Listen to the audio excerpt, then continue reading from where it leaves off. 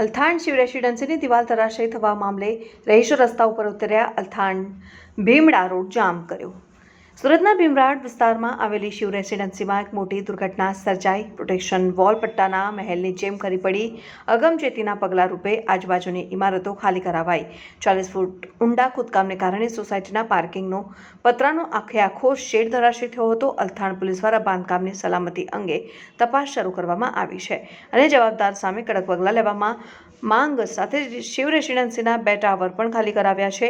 સ્થાનિકો બિલ્ડિંગના રહીશોની સુરક્ષાને લઈને ગંભીર પ્રશ્નો પણ ઉઠાવ્યા છે. સાથે સાથે આજરોજ અલથાણ શિવ રેસિડેન્સીની દિવાલ ધરાશયી થવા મામલે રહીશો રસ્તાઓ ઉપર ઉતર્યા અને ઘર વગરના થઈ ગયા છે અને અલથાણ ભીમડા રોડ જામ કર્યો.